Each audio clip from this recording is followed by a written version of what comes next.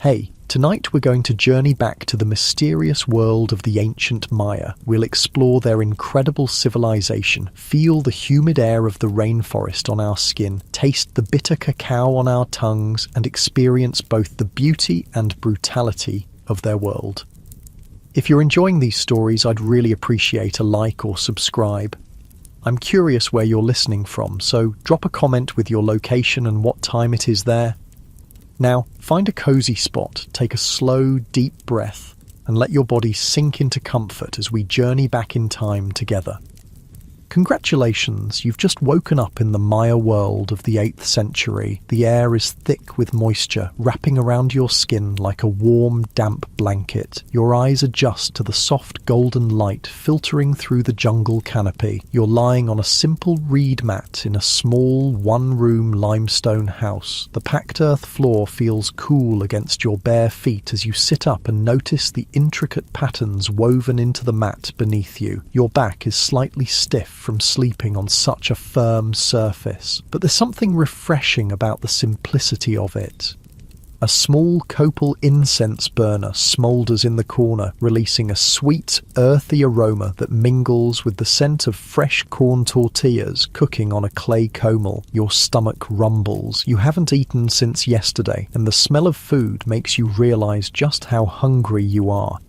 You stretch your arms above your head, feeling your muscles loosen and relax. As you exhale, you notice the simple space around you. The walls are made of limestone, plastered with smooth white stucco. Colourful fabrics hang from wooden pegs, vibrant reds and blues dyed from natural plants and insects. A small altar sits in one corner with jade carvings and clay figures. Everything has its place in this modest home.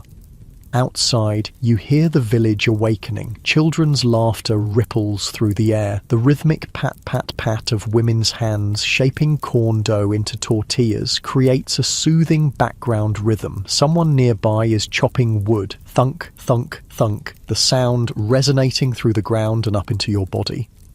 You rise from your mat and step toward the doorway, pushing aside the fabric that serves as a door. The morning light momentarily blinds you. As your vision clears, you see that you're in a small Maya farming village, nestled in the lowlands of what will someday be called the Yucatan Peninsula. Simple, thatched roof houses dot the landscape, each surrounded by small garden plots. In the distance, beyond the milpa fields where corn, beans and squash grow together, you can see the white limestone pyramids of a ceremonial centre rising above the jungle canopy. Good news, you've arrived at the height of Maya civilization when art, architecture, mathematics and astronomy have reached their peaks. The calendar systems are incredibly precise, and the Maya have mastered farming techniques that allow their civilization to thrive despite challenging conditions. Bad news, you've also arrived during a time when the Maya practiced bloodletting rituals and human sacrifice to appease their gods. These are not gentle people, despite their artistic and intellectual achievements. Life here is often brutal and short. A small, brown-skinned woman with almond-shaped eyes approaches you. Her hair is woven into intricate braids adorned with colourful threads. She wears a simple huipil, a loose white cotton tunic decorated with embroidered patterns, and a long skirt wrapped around her waist.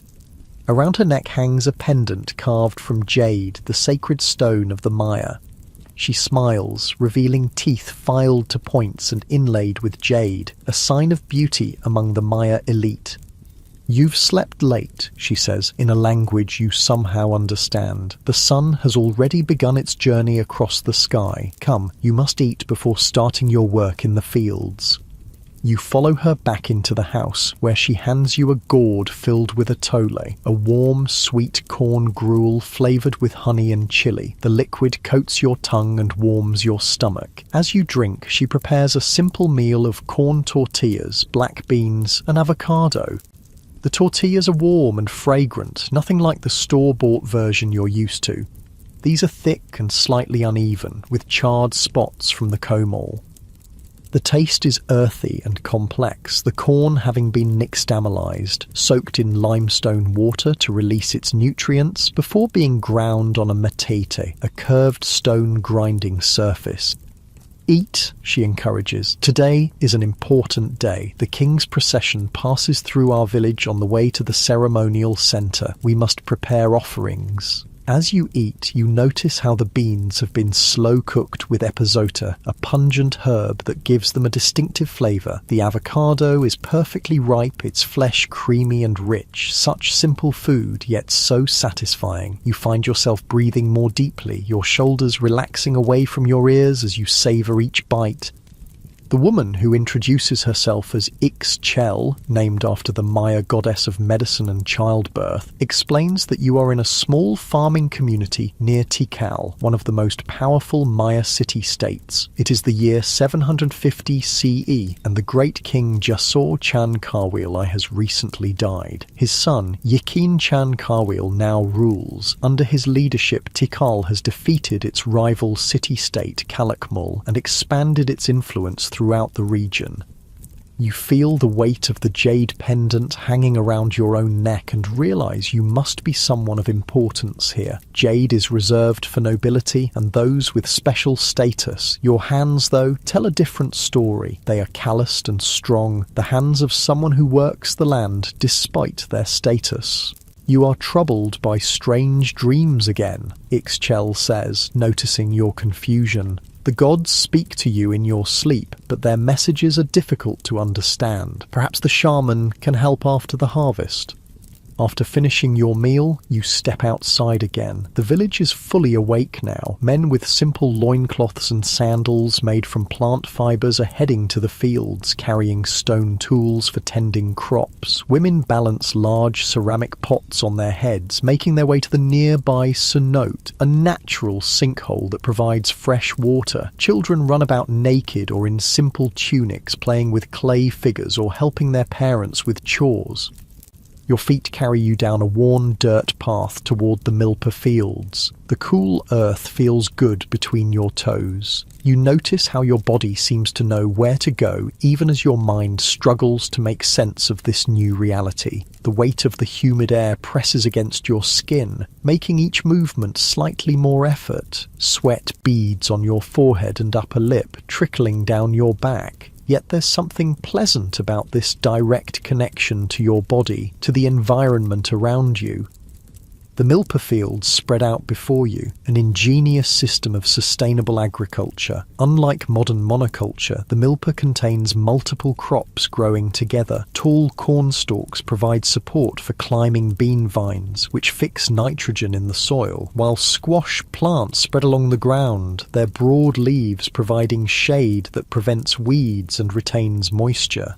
This Three Sisters method of farming has sustained the Maya for centuries. You're handed a stone hoe by a man who seems to know you. His skin is deeply tanned from working in the sun, and intricate tattoos cover his arms and chest. Unlike you, he wears no jade, marking him as a commoner. Still, there's a dignity in his bearing, a pride in his work. The beans are ready for harvesting, he tells you. We must finish before the king's procession arrives. For the next few hours, you work alongside the villagers, harvesting beans and preparing offerings for the king. The physical labour is demanding but satisfying. You feel muscles working that have long been neglected in your modern life. There's a rhythm to the work. Bend, pick, place, move. Bend, pick, place, move. The repetitive motion becomes almost meditative. Your breathing synchronizes with your movements. The chatter of the workers around you creates a soothing backdrop of human connection. As the sun climbs higher in the sky, the heat intensifies. Sweat soaks your simple cotton clothing. Your back aches from bending. Your fingers are stained with earth and plant juices. But there's a strange contentment in this direct connection to the food you'll eat, to the community you serve, to the earth that sustains you. During a brief rest, an older man approaches. His face is deeply lined, his eyes cloudy with cataracts. He must be in his 50s, ancient by Maya standards, where the average lifespan is barely 30 years. He sits beside you in the shade of a ceiba tree, the sacred tree that the Maya believe connects the underworld, the earth, and the heavens. "You look troubled, child," he says, his voice raspy with age. "Is it the dreams again?" You nod, unsure how to explain that you're not who they think you are, that you've somehow been transported across time into this ancient world. "The gods choose certain people to receive their messages," he continues. "It is both a blessing and a burden. My grandmother was a day keeper, a keeper of the sacred calendar. She taught me to read the signs, to understand the cycles of time. Perhaps I can help you understand what the gods are trying to tell you." He reaches into a small pouch tied to his waist and pulls out a handful of red seeds, zite beans, used for divination. He casts them on the ground between you, studying the pattern they make. "I see a great change coming," he murmurs. "The cycles of time are turning. The 13th Baktun approaches. You know enough about Maya timekeeping to understand what he's referring to. The Maya calendar system is incredibly complex, tracking multiple cycles simultaneously. A Baktun is a period of 144,000 days, nearly 400 years. The 13th Baktun won't actually end for another 1,050 years or so, around 2012 CE, but this man believes significant events are tied to these calendar transitions." "What does it mean?" you ask, your voice sounding strange to your own ears. "Change," he says simply. "All things must change. Kingdoms rise and fall. The rains come and go. The sun travels its path across the sky, dying each night and being reborn each morning. Nothing remains the same forever." He gathers his divination beans and returns them to his pouch. "The king's procession approaches. We must prepare." Indeed, you can hear distant drums and flutes. The villagers quickly finish their harvesting and gather at the edge of the fields. Everyone holds something as an offering, the best of their crops, hand-woven textiles, clay figures, or small jade ornaments for the wealthier members of the community. You stand with them, holding a small basket of the beans you've helped harvest. Your heart beats faster as the procession comes into view. First come the musicians, men playing wooden flutes, turtle shell drums and rattles made from gourds. Then warriors with obsidian-edged clubs and spears, their bodies painted for battle. Behind them, carried on a litter borne by 8 strong men, is King Yikin Chan Karwil himself. The litter stops before your village. The king is an imposing figure, dressed in an elaborate headdress of quetzal feathers that cascade down his back like a waterfall of iridescent green. Jade and shell ornaments cover his chest and arms. His face is painted red, the colour of the east, of the rising sun, of life-giving blood. Gold plugs stretch his earlobes, and a nose-piece shaped like a serpent curves over his upper lip.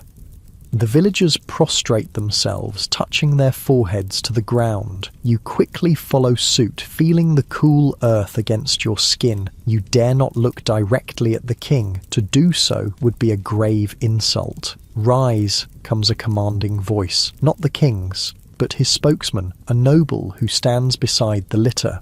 The divine lord Yikin Chan Karwil, shield of the sun, captor of Arbolon Habta, 13th in the line of Jaguar kings, graces your village with his presence. Present your offerings. One by one, the villagers approach, heads bowed, and place their gifts before the litter. When your turn comes, your legs feel weak, your mouth dry. You place your basket of beans with the other offerings, careful to keep your eyes downcast. "These are fine beans," says the spokesman. "The gods will be pleased with such an offering. Perhaps they will send rain for the next planting." You back away, relieved to have completed your part without incident. The king never speaks. He doesn't need to. His divine presence is communication enough. After all offerings are presented, the procession continues toward the ceremonial center. The villagers watch until it disappears from view, then begin discussing the event in excited tones. "Did you see his headdress? The Quetzal feathers must have come from the highlands. His jade necklace was larger than any I've ever seen. They say he captured 3 kings in battle and sacrificed them himself at the Temple of the Jaguar."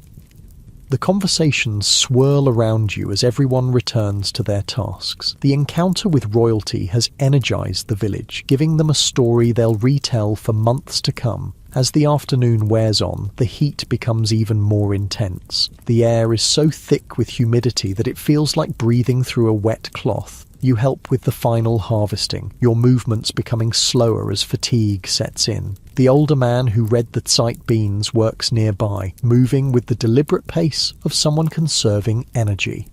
"Tonight there will be a feast," he tells you, "to celebrate the king's procession and to thank the gods for the harvest. There will be dancing and balshe." Balshe, you remember, is a mildly intoxicating drink made from fermented honey and the bark of the balshe tree. The Maya believe it helps them communicate with the gods. As the sun begins its descent toward the western horizon, the workers return to the village. Women are already preparing food for the feast, grinding more corn for tortillas, cooking beans and squash, preparing venison and turkey in underground pits lined with hot stones. You help where you can, your body moving on instinct while your mind tries to make sense of this immersive experience. The physical fatigue from a day of manual labor settles into your muscles, your eyelids feel heavy, your limbs pleasantly exhausted. The feast begins as darkness falls. Torches and small fires illuminate the central area of the village. The smell of cooked meat and corn fills the air. Children dart between adults, excited to be allowed to stay up late. Musicians play, their melodies hauntingly different from any music you've heard before, following tonal patterns that seem alien yet strangely moving.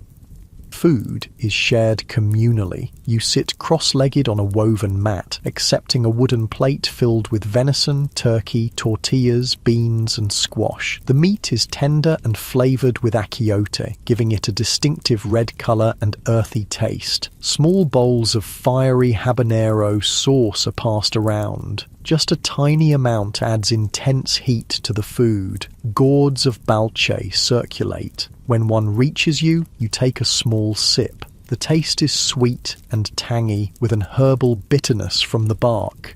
It warms your throat and stomach.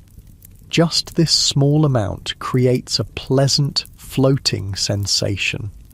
As you eat and drink, you observe the community around you. Despite the hard work and often harsh conditions of their lives, there's joy here. Children laugh and play, adults share stories and jokes, elders are treated with respect, given the best portions of food and the most comfortable places to sit. After the meal, dancers perform in the center of the gathering. Men wearing elaborate masks depicting animals and gods move in complex patterns. Women in huipils embroidered with symbols of fertility and abundance sway in graceful counterpoint. The music intensifies, the drums faster, the flutes higher. The older man who read the sight beans sits beside you again. "Do you understand what they're dancing?" he asks. You shake your head. "It's the story of creation," he explains. "How the gods made the world and all living things. How they tried 3 times to create humans. First from mud, then from wood, and finally from corn. Only the corn people, us, were successful. We could speak and move and properly honor the gods who made us." You recognize the story from your knowledge of the Popol Vuh, the sacred text of Maya creation myths that survived the Spanish conquest. But hearing it described by someone who truly believes it, who sees it not as mythology but as sacred truth, gives it a different resonance. "And now they dance the journey of the hero twins," he continues as new dancers take the center space. Hunahpu and Expelanque, who defeated the lords of Xibalba, the underworld, and became the sun and moon. The dancers move with incredible precision, their bodies telling the story without words. One dancer wears a jaguar pelt, representing one of the fearsome lords of the underworld. Others wear masks with death symbols, skulls and bones painted in stark black and white.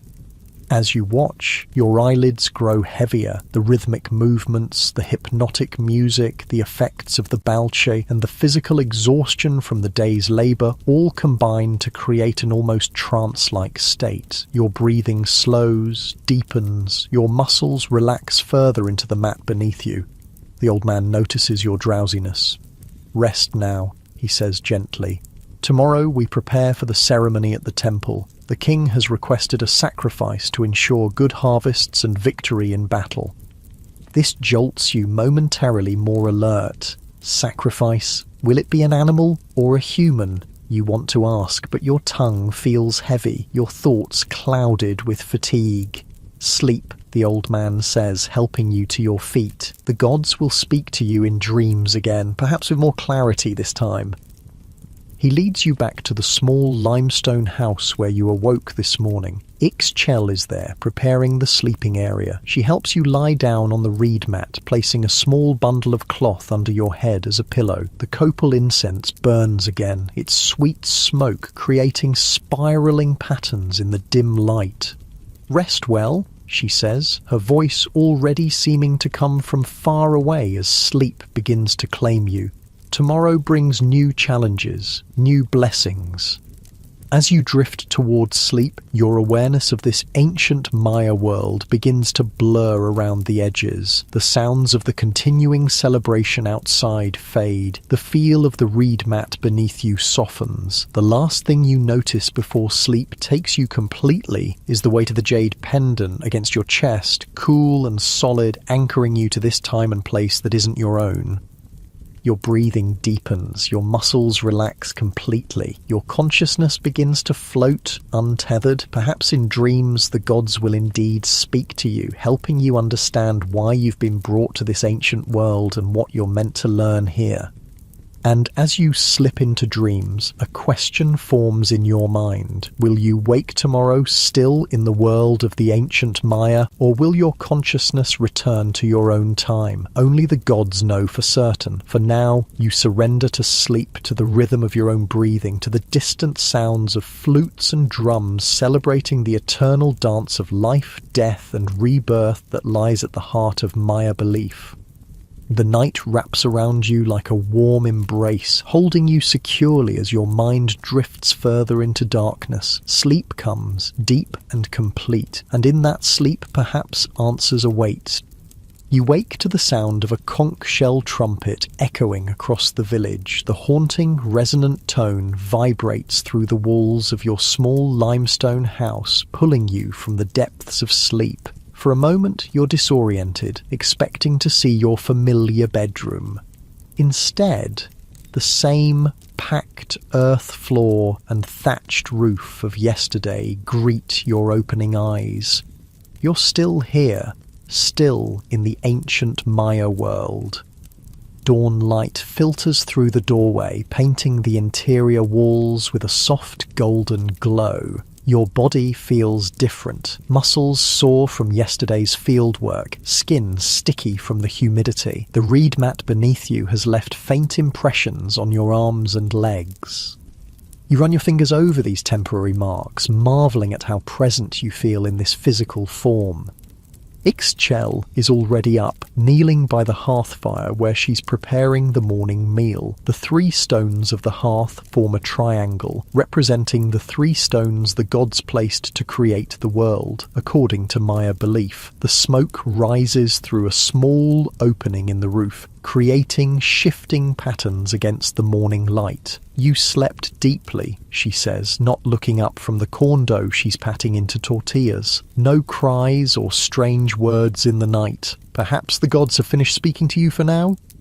You sit up slowly, each movement deliberate as your stiff muscles adjust. The jade pendant still hangs around your neck, cool against your skin despite the growing warmth of the day. Outside, the village is coming alive, the rhythmic sound of corn being ground on stone metates, chickens clucking, children calling to one another.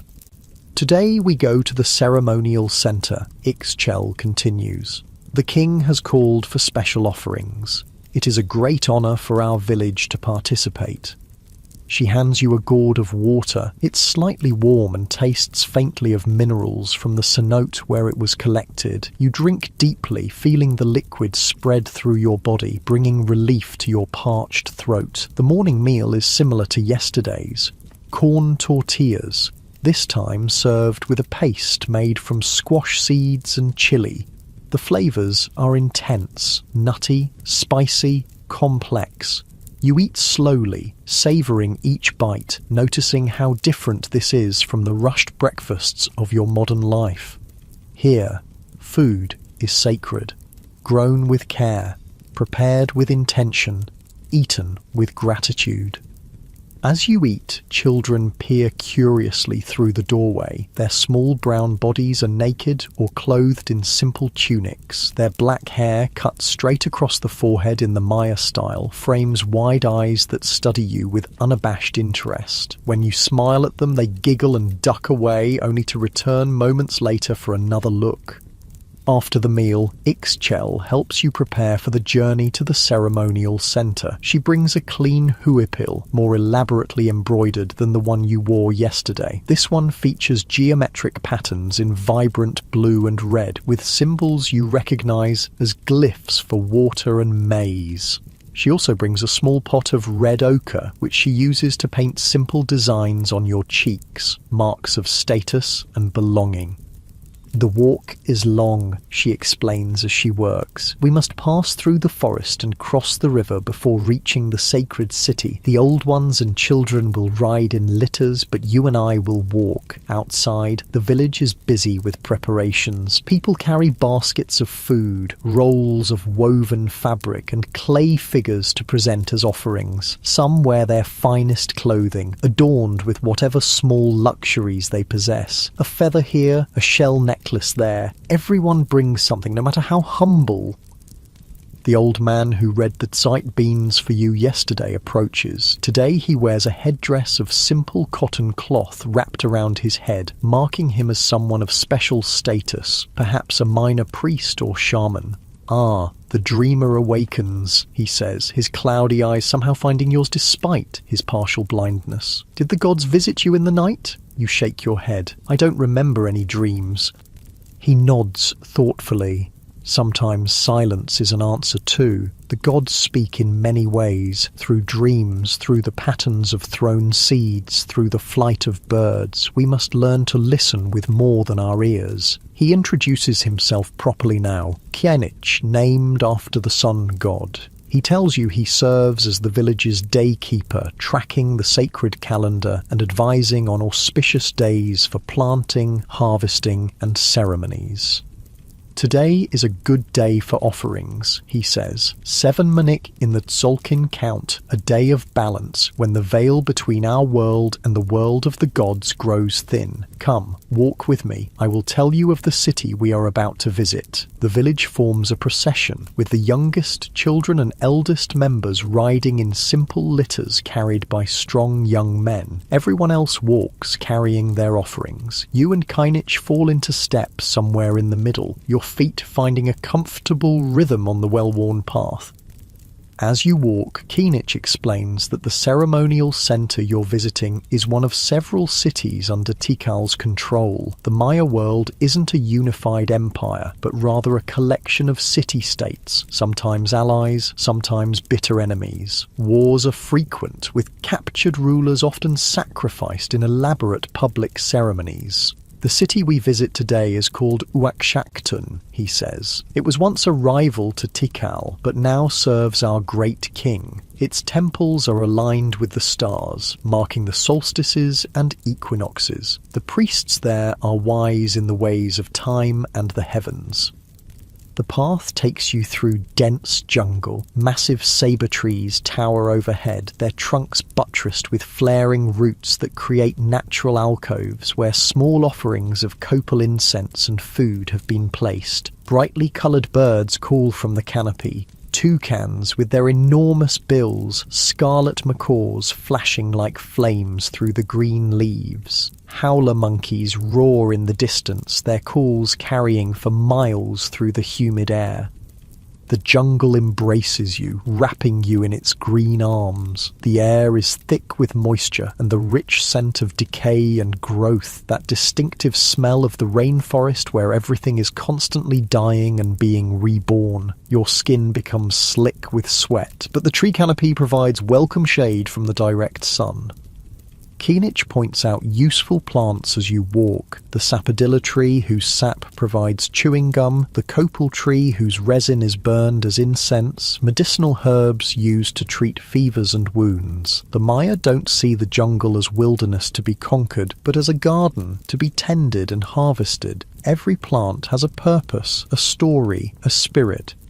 Before the first fathers created humans, Keenich tells you, they made the animals and trees. They gave each one a voice and asked them to speak their names and give praise to their creators. But the animals could only squawk and howl and roar. They couldn't speak properly or remember their creators. So the gods decided to make a new being who could speak and remember and give proper worship. You recognize this as part of the creation story from the Popol Vuh. Though this sacred text won't be written down for centuries yet, the oral tradition already contains these ancient beliefs. After about an hour of walking, the path opens onto the bank of a river, broad and slow-moving, its surface reflecting the brilliant blue sky above. Simple wooden canoes wait to ferry the villagers across. You help load the offerings and then climb carefully into one of the dugouts, finding your balance as it rocks beneath you. The canoe glides silently across the water, propelled by a young man with a long wooden pole. Fish dart beneath the surface, quick flashes of silver against the river's sandy bottom. Water lilies float in the shallows, their white flowers open to the morning sun.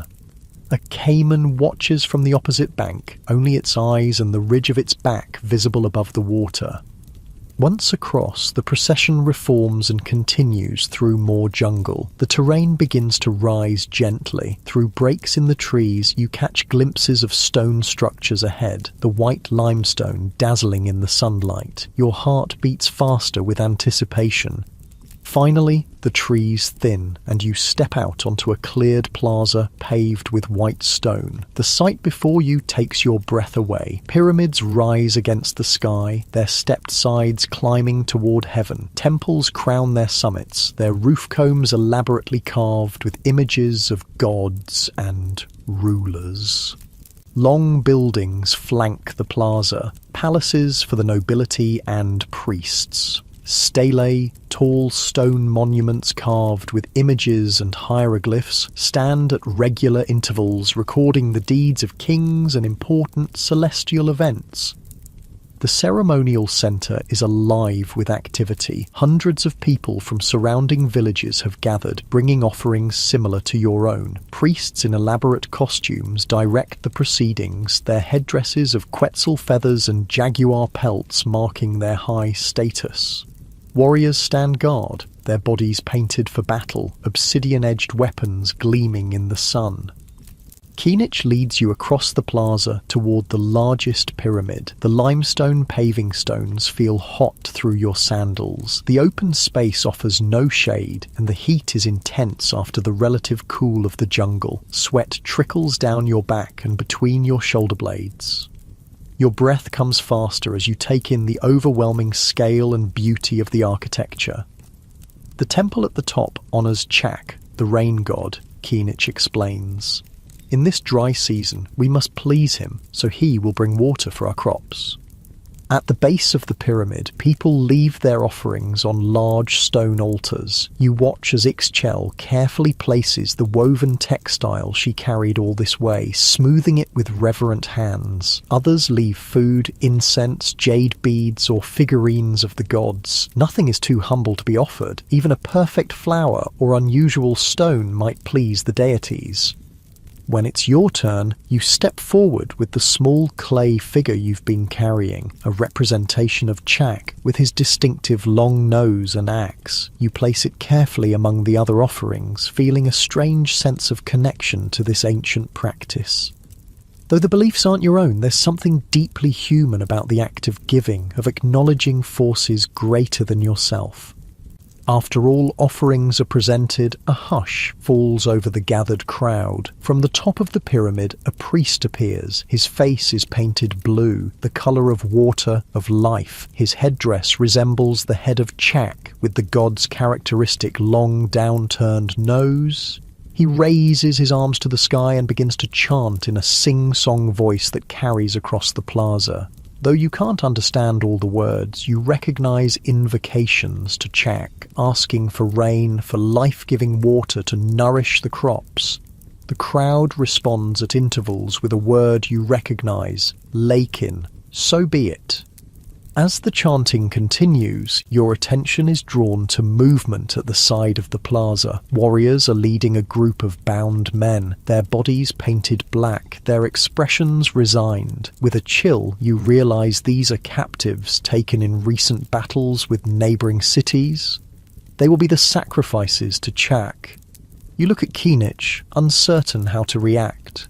His weathered face shows no surprise or distress. This is simply the way of his world, necessary for the continuation of life. Without blood, there is no rain, he says simply, noticing your discomfort. The gods gave their blood to create humans. Now humans must return the gift. Before the captives can be led up the pyramid steps, however, something unexpected happens. King Yikin Chankawil himself arrives at the plaza, carried on his elaborate litter. The crowd immediately prostrates themselves, touching foreheads to the stone pavement. You quickly follow suit, feeling the hot stone against your skin. The king speaks, a rare occurrence that sends a ripple of excitement through the crowd. His voice is strong and clear, carrying the authority of divine right. Today we honor Chak not with the blood of enemies, but with the blood of kings, he announces. I, Shield of the Sun, will give my sacred blood so that our people may prosper. A murmur of awe passes through the crowd. For a king to offer his own royal blood is a sacrifice of the highest order. The captives are led away, spared for now, though likely to meet their fate at another ceremony. The king is carried to the base of the pyramid. There, attendants help him from his litter and remove his elaborate headdress and much of his jewellery. Though stripped of these symbols of office, his bearing remains regal, his presence commanding. Priests approach with obsidian blades and stingray spines. The king extends his tongue, and in a swift motion that makes you wince, a priest draws the spine through it. Bright red blood flows immediately, collected on strips of white bark paper. The king shows no pain, his face impassive, as his precious blood, carrying the essence of the gods who flow through his royal veins, is gathered for the offering. Next, the priest hands the king a thorn-studded cord. With practiced movements, the king draws this through his foreskin, adding more blood to the paper. This self-mutilation is performed with dignity, as a sacred duty rather than a punishment. The bloodied paper is placed in a ceramic vessel and carried reverently up the pyramid steps to be burned before the image of Chak. The smoke will carry the essence of royal blood to the heavens, feeding the rain god and ensuring his favour. As this solemn ritual concludes, the atmosphere shifts. Musicians begin to play, drums, rattles, flutes and turtle shell instruments, creating complex rhythms. Dancers appear, their movements telling the story of Chak bringing rain to a parched world. Their costumes feature blue and green feathers, jade beads and shell ornaments that catch the light as they move. The tension of the blood ritual gives way to celebration. The king returns to his litter and is carried to a shaded area where he can observe the festivities. The crowd relaxes, people beginning to talk among themselves, children darting between adults in improvised games. Food and drink are shared. You're offered a gourd of balche, which you sip cautiously. The sweet, fermented liquid creates a pleasant warmth in your stomach, a slight buzzing in your fingertips. Ixchel appears with corn tamales wrapped in leaves, the steam releasing the aroma of corn and spices as you unwrap them. As you eat and watch the dancers, Kinich introduces you to people from other villages, farmers like yourself, but also specialized craftspeople, a potter whose black ceramic vessels are sought after throughout the region, a weaver whose intricate textiles incorporate complex symbols representing the cosmos, a jade carver who transforms the precious stone into representations of the gods. From these conversations, you begin to understand the complexity of Maya society. This isn't a simple agricultural community, but a sophisticated civilization with specialized labor, long-distance trade networks, and complex political alliances. The farmers in your village depend on these craftspeople for tools and luxury items, while the craftspeople depend on farmers for food. Everyone depends on the king and priests to maintain proper relations with the gods, ensuring cosmic balance and earthly prosperity. The celebration continues throughout the afternoon. You find yourself drawn to the stelae, the carved stone monuments that record royal history and astronomical events. Though you can't read the hieroglyphs that cover their surfaces, you recognize images of rulers standing over defeated enemies, elaborate dates marking celestial alignments, and representations of the gods receiving offerings. Kinich notices your interest. These stones tell the story of our kings, he explains, how they rose to power, their great victories, their connections to the gods. They also mark the passage of time, the movement of stars, the completion of calendar cycles.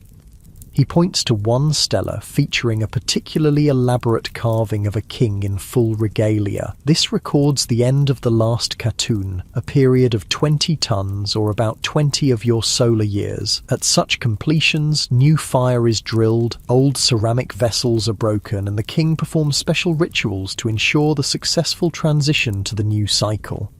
Time, you realize, is understood differently here. For the Maya, it isn't a straight line moving eternally forward, but a series of embedded cycles, days within months, within years, within larger periods, all turning like interlocking gears. The past isn't dead, but continues to influence the present, just as present actions shape the future. Gods who created the world in mythic time are still present, still requiring acknowledgement and offerings.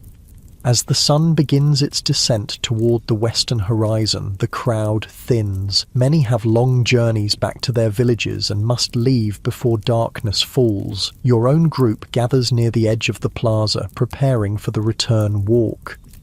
But before you depart, Kinich leads you to one final structure, not a towering pyramid, but a low building with multiple doorways. Inside, you're surprised to find what appears to be a school. Young men, sons of nobles and priests, sit cross-legged on mats, practicing writing on bark paper. Their teachers, older men with the bearing of scholars, correct their work and demonstrate proper technique. Here the sons of noble houses learn the sacred knowledge, Kinich explains, how to read and write the glyphs, how to calculate calendar dates, how to track the movements of stars and planets. This knowledge is power. It connects us to the gods and ancestors. You watch as a young scribe carefully forms hieroglyphs with a brush made from animal hair. The symbols are both artistic and precise, some representing whole words, others syllables that can be combined to write any sound in the Maya language. The system is incredibly sophisticated, capable of recording not just factual information, but poetry, religious concepts, and historical narratives. Few are chosen for this honour, Kinich continues. Most will never learn these skills, but those who do become the keepers of our history, the calculators of time, the predictors of eclipses and planetary movements. As you watch the young scribes at work, you're struck by the contrast between this intellectual pursuit and the blood ritual you witnessed earlier. The Maya world contains both profound mathematical understanding alongside religious practices that seem brutal by modern standards. This civilization cannot be easily categorized as primitive or advanced. It is both and neither, following its own internal logic. The journey back to your village is quieter than the morning's procession. People are tired from the day's events, the long walks, the emotional intensity of the ceremonies. The jungle seems different in the late afternoon light. Shadows longer, bird calls fewer, the air cooling slightly as evening approaches. Your own body feels heavy with fatigue. Your feet ache from walking on stone and dirt paths. Your mind is full of the day's experiences, the blood ritual, the dancers, the scribes practicing their art. You try to make sense of this world that is both familiar and utterly foreign. Crossing the river again as sunset approaches, you watch fish jumping for insects, skimming the water's surface. Each circular ripple spreads outward, intersecting with others to create complex patterns, like time in the Maya worldview. Cycles within cycles, patterns emerging from the intersection of different periods. By the time you reach your village, twilight has descended. Cooking fires glow orange against the deepening blue of evening. The smell of corn and beans welcomes you home. Children run to greet the returning procession, eager to hear about the ceremonies and celebrations. In your small limestone house, Ixchel lights the copal incense and prepares a simple evening meal. The physical and emotional exertion of the day has left you profoundly tired. Your limbs feel heavy, your eyelids struggling to stay open. After eating just enough to satisfy your hunger, you sink onto your reed mat, your body seeming to melt into its surface. Kinich visits briefly, bringing a small jade bead, a token from the ceremonial center. Place this under your tongue as you sleep, he instructs. It may help the gods speak more clearly in your dreams. The smooth stone feels cool under your tongue. Around you, the village settles into night rhythms, soft conversations, a distant flute playing a melancholy tune, the constant background chorus of insects and frogs from the surrounding jungle. Through the doorway, you can see stars appearing in the darkening sky, the same stars the Maya priests study so carefully, tracking their movements across the seasons. Your awareness begins to drift, your thoughts becoming less coherent as sleep approaches. The events of the day replay in fragments, the king's blood dripping onto white paper, dancers swirling in feathered costumes, young scribes forming precise glyphs with careful brushstrokes. Behind these images lies a question. Why are you here, in this time and place so far from your own? Is there something you're meant to learn, something you're meant to witness? The jade bead under your tongue seems to grow warmer, spreading a pleasant tingling sensation through your body. Your muscles relax completely, surrendering to the profound fatigue of the day's journey. Your breathing deepens, slows, finds a rhythm as ancient as humanity itself. As consciousness slips away, you have the strange sensation of floating above your sleeping body, seeing yourself lying on the reed mat in the simple Maya house. But then your perspective shifts again, expanding outward, seeing the village, the ceremonial center, the entire Maya world spread below you like a living map. And beyond that, you sense the turning of time itself, the great cycles the Maya track so carefully, wheels within wheels marking the passage of days, years, centuries. In this expanded awareness, just before sleep claims you completely, you have a fleeting impression of drought, of failing crops, of cities abandoned to the encroaching jungle, a sense of ending, but also of continuation, of transformation rather than true death. Then even this fades, as you sink into the deep healing embrace of sleep. Tomorrow, perhaps, more will be revealed. For now, rest comes like a blessing from the gods themselves, carrying you into dreams where past, present, and future merge into a single, eternal moment. You awaken to a different sensation this time, pain. Your head throbs with each heartbeat, your mouth feels dry as sun-baked clay, and your stomach churns uneasily. Opening your eyes requires effort, the morning light stabbing through your skull like obsidian blades. The jade bead Kinich gave you is still under your tongue, and you carefully remove it, placing it beside your sleeping mat. The inside of your limestone house is empty. Ixchel must have risen early and left you to sleep. From outside come the usual morning sounds of the village. Grinding stone against stone as women prepare corn, children's voices, roosters announcing the day long after dawn has actually arrived.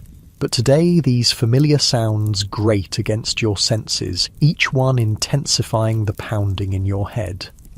You sit up slowly, waiting for the spinning sensation to subside. Your body aches in unfamiliar ways, muscles unaccustomed to yesterday's long walk protesting their harsh treatment. With careful movements you make your way to the doorway and push aside the fabric covering. The sunlight is blinding at first. You shield your eyes, allowing them to adjust gradually. The village looks the same as it did yesterday, yet somehow different. The colours seem more vivid, the sounds more distinct, the smells more intense. It's as if the jade bead has heightened your senses, making everything around you more immediate, more present. Ixchel approaches, carrying a clay pot. Her expression shifts from neutral to concerned when she sees your face. "The dreams came strongly last night," she says, not asking but stating what seems obvious to her. "Your spirit travelled far while your body rested." She guides you back inside and helps you sit on a small wooden stool. From the clay pot she pours a thick dark liquid into a gourd cup and hands it to you. "Drink," she instructs. "It will ease the pain and clear your thoughts." The liquid smells bitter and earthy. You hesitate, then take a small sip. The taste is as unpleasant as the smell, like wet soil mixed with something astringent, but you force yourself to drink it all. Almost immediately, a cooling sensation spreads from your stomach outward, gradually easing the pounding in your head.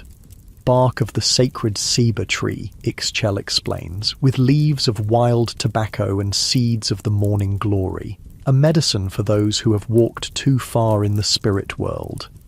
As the pain recedes, memories of strange dreams surface, visions of drought, of starving children, of empty plazas once filled with people, of jungle reclaiming abandoned temples, but also flashes of knowledge, as if the history of the Maya world had been poured directly into your mind while you slept. Calendar systems, trade routes, political alliances, agricultural techniques. "I saw," you begin, but struggle to find words for the complex images that filled your dreams. Ixchel nods. "The gods speak in riddles and fragments. It is not for us to understand everything they show us. Kinich will help you make sense of the visions." She brings you a simple breakfast, a corn gruel sweetened with honey, and watches as you eat. The food settles your stomach and the medicine continues to work, bringing clarity to your thoughts. By the time you finish eating, you feel almost normal again, though with a lingering sensitivity to light and sound.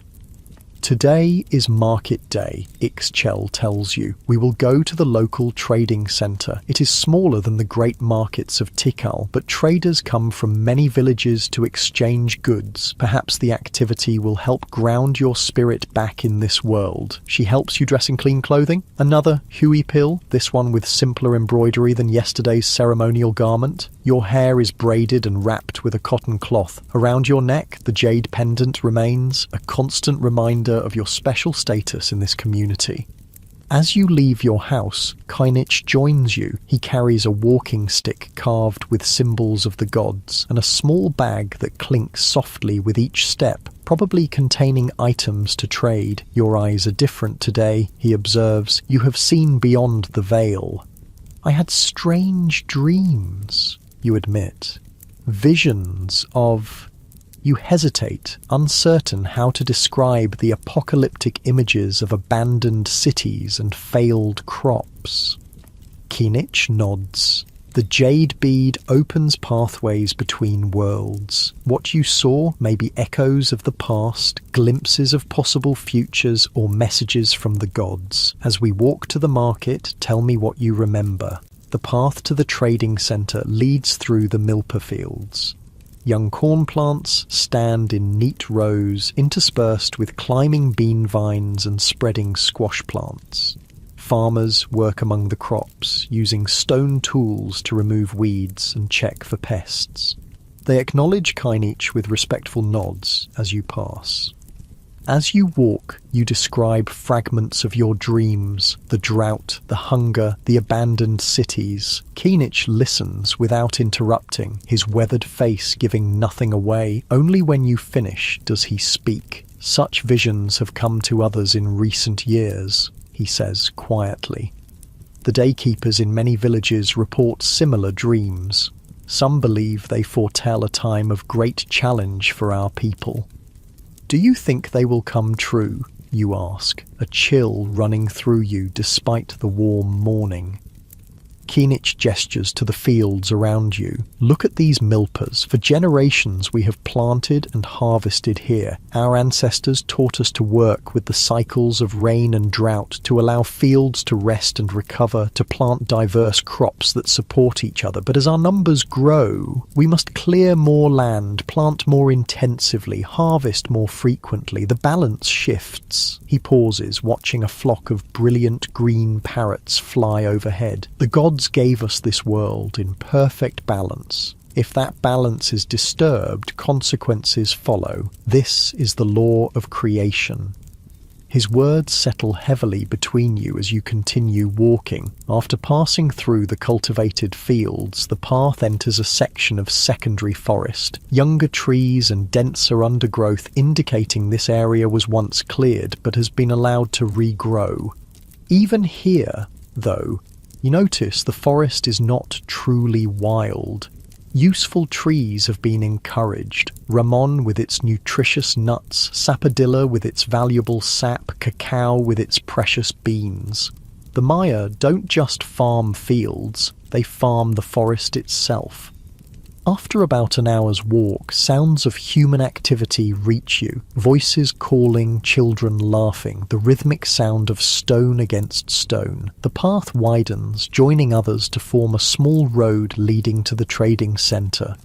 Unlike the ceremonial centre you visited yesterday, this place has no grand pyramids or elaborate temples. Instead, it's a large plaza, surrounded by simple wooden structures with thatched roofs, permanent stalls for regular traders. In the centre of the plaza, temporary stands and mats display goods from more occasional visitors. The ground is packed dirt rather than paved stone, and there are no carved stelae recording royal histories. This is a place of commerce, not ceremony. Yet the energy here is infectious. Hundreds of people move through the market. Farmers with surplus crops, craftspeople with their wares, traders who travel between distant cities exchanging luxury goods. The air is filled with the smells of cooking food, fresh fruits, and curing hides. Colours abound. The vibrant reds and yellows of tropical fruits, the rich browns and blacks of ceramic vessels, the whites and creams of cotton textiles, the glint of jade and obsidian catching the sunlight. Ixchel leads you to a section where women sell textiles. She greets the other weavers warmly, displaying the cloths she's brought to trade. Her work is admired, the tight weave, the even dyeing, the precise patterns. After much animated discussion and good-natured haggling, she trades 2 of her textiles for several measures of salt, some dried fish, and a small pot of red dye made from cochineal insects. Kinich, meanwhile, has moved to an area where medicinal herbs and ritual items are sold. You follow, fascinated by the variety, bundles of dried plants, seeds and nuts in woven containers, resins and incense, carved wooden implements for spiritual practices. Kinich trades some items from his bag, small jade beads similar to the one he gave you, for rare herbs that apparently don't grow in your local area. As you wander the market, you're struck by the variety of goods available. Despite having no draft animals or wheeled vehicles, the Maya have created extensive trade networks. Here in this modest regional market, you find obsidian blades from the highlands of Guatemala, their edges sharper than any metal, salt from the coastal regions, essential for preserving food and maintaining health, cacao beans from specialized growing regions, used both as currency and to make the elite's favored drink.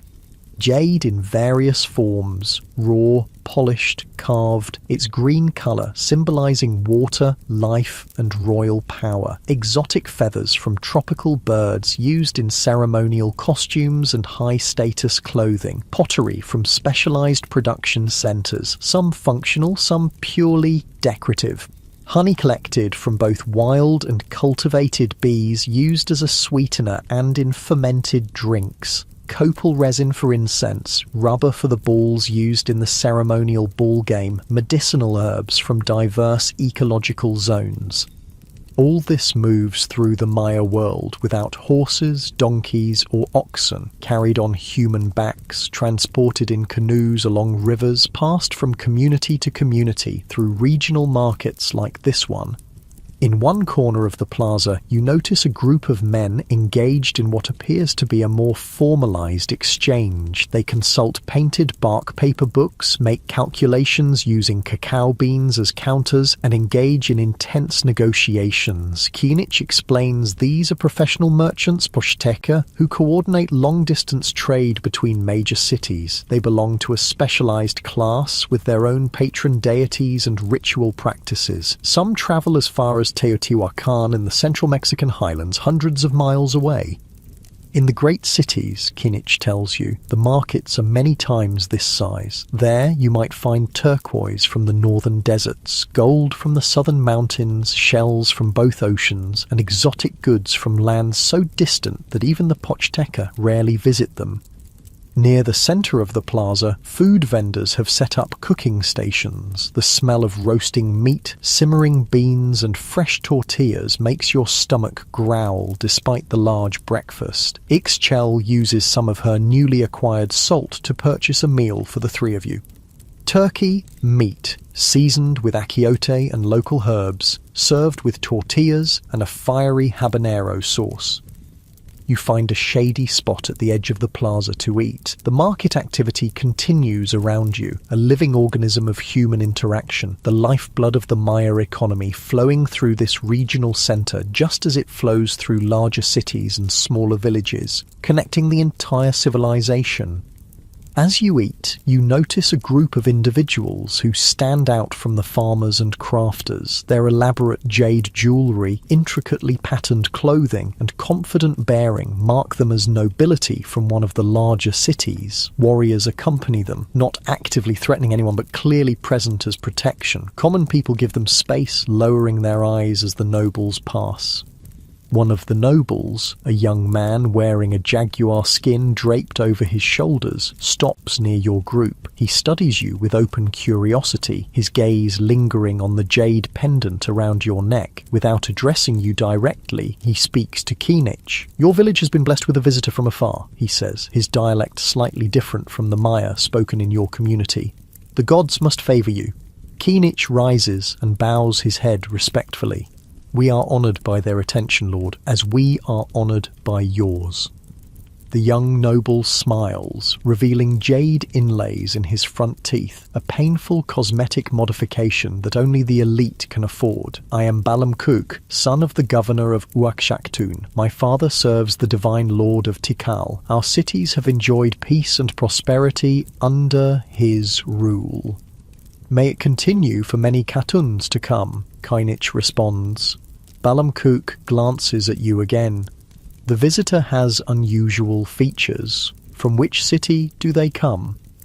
Before Kinich can answer, another noble calls to Balam Kuk from across the plaza. With a final curious look, the young lord moves on, rejoining his companions. "Be cautious around the nobility," Kinich murmurs once Balam Kuk is out of earshot. "Their world is filled with intrigue and power struggles. What seems like casual interest may have deeper purpose." Who was he really, you ask? The son of a regional governor, as he said, but the politics between cities is complex. Uaksakton was once independent, a rival to Tikal. Now it serves as a secondary center under Tikal's control. Some families remember their former glory and chafe under Tikal's rule. Others benefit from the connection and seek to strengthen it. I do not know where Balamkuk's family stands in these matters.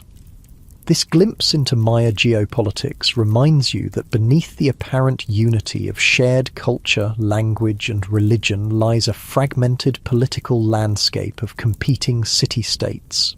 The stability of the system depends on the dominance of powerful centres like Tikal, enforced through both military might and strategic alliances. If that dominance were to falter, your thoughts return to the troubling visions from your dreams. Abandoned cities, failed crops. Could political instability contribute to such a collapse? The pieces begin to fit together in your mind, forming a picture of a civilization facing multiple interconnected challenges. After finishing your meal, you continue exploring the market. Ixchel completes her trading, acquiring items needed back in the village, new pots to replace broken ones, obsidian blades for tools, special herbs for medicine, cotton for weaving. The practical business of daily life continues, regardless of politics or cosmic cycles. As the afternoon progresses, you notice the sky darkening to the west. Towering clouds build on the horizon, massive anvil-shaped formations that rise miles into the atmosphere. Lightning flickers within their depths, though the thunder is still too distant to hear. The first rains approach, Kinich observes, following your gaze. Earlier than expected this year, Chak has heard our prayers.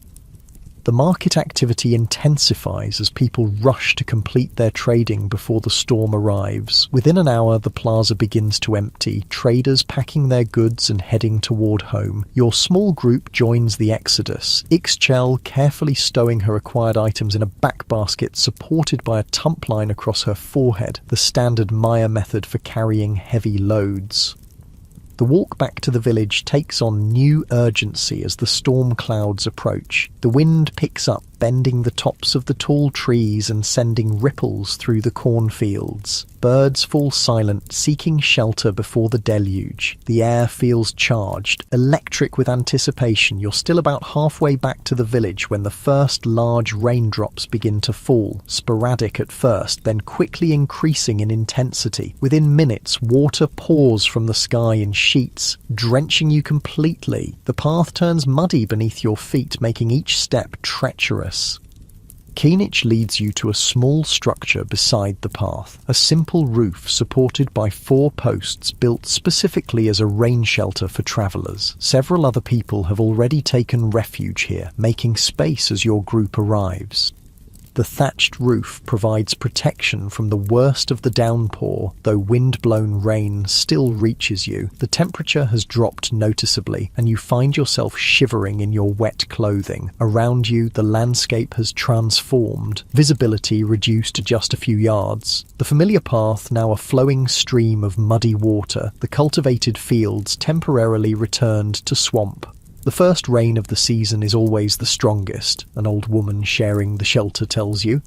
Chak announces his return with thunder and lightning to remind us of his power.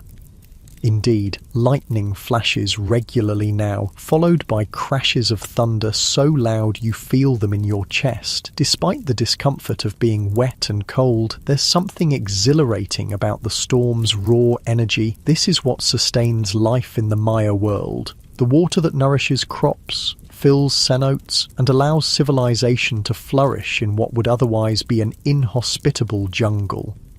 For nearly an hour, you wait as the storm rages. Conversation is difficult over the sound of rain hammering the roof, so you pass the time in silent contemplation. Your mind returns to the market, to the complex web of trade and social connections that binds the Maya world together.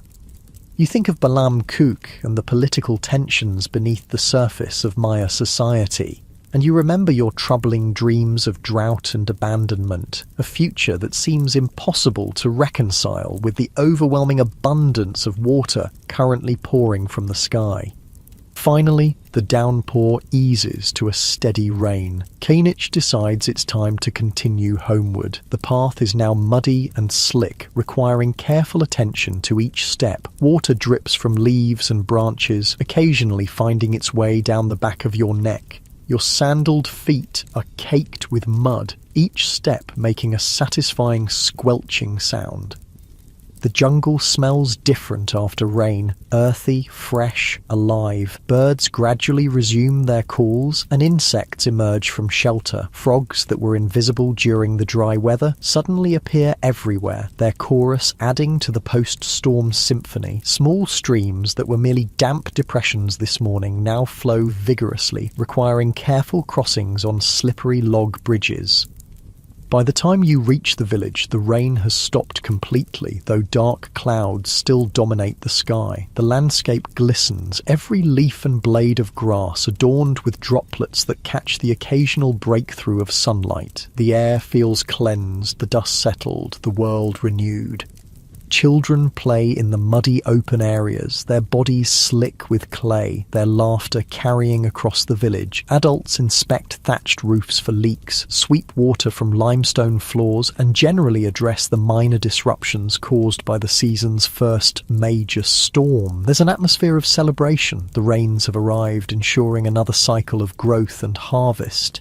At your house, Ixchel helps you remove your sodden clothing and provides a dry huipill. The wet garments are hung on a line to dry during the next sunny day. She then builds up the hearth fire to ward off the unusual chill brought by the storm. The flames create dancing patterns of light and shadow on the limestone walls, a comforting counterpoint to the grey twilight outside.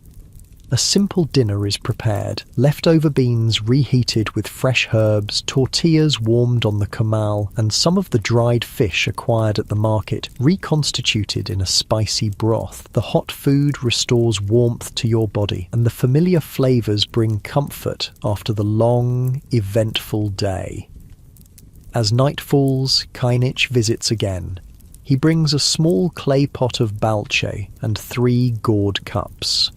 To celebrate the return of the rains, he explains, pouring the fermented honey drink and passing cups to you and Ixchel.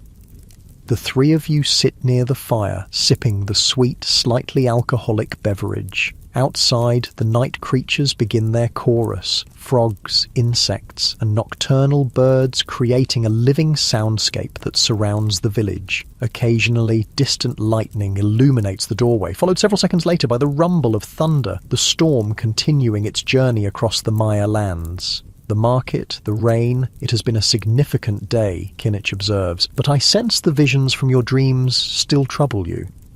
You nod, watching the firelight reflect in your cup of balche. I saw cities abandoned to the jungle, people starving, great drought. If the rains have returned as normal, why would such things happen? Keenich is silent for a long moment, staring into the fire. When he speaks, his voice is lower, meant only for your ears and Ixchel's.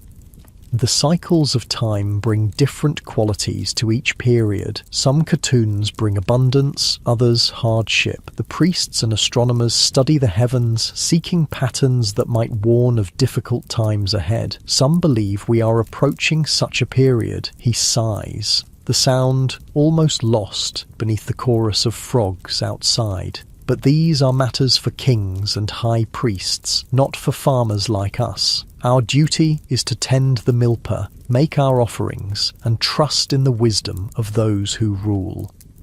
His words don't entirely satisfy you, but you recognize the practical philosophy behind them. In the Maya world, as in your own time, most people focus on immediate concerns: growing food, raising children, maintaining their homes. The larger cycles of civilization rise and fall beyond their direct influence. As the evening progresses, the balche relaxes your muscles and slows your thoughts. The combination of physical exertion, emotional intensity, and now mild intoxication leaves you profoundly tired.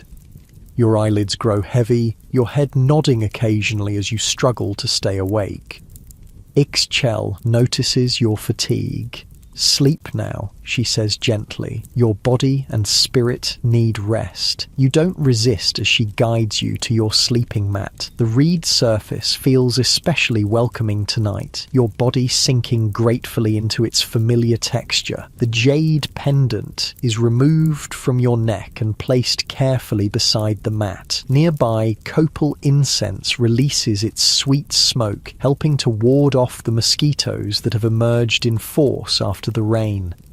Keenich says something to Ixchel in a low voice. She nods and retrieves a small pottery jar, removing its clay stopper. From it, she takes a finger of dark, sticky substance and draws a symbol on your forehead. Protection for your dream journeys, she explains. Rest without fear tonight, Keenich tells you. The symbol will guard your spirit as you sleep.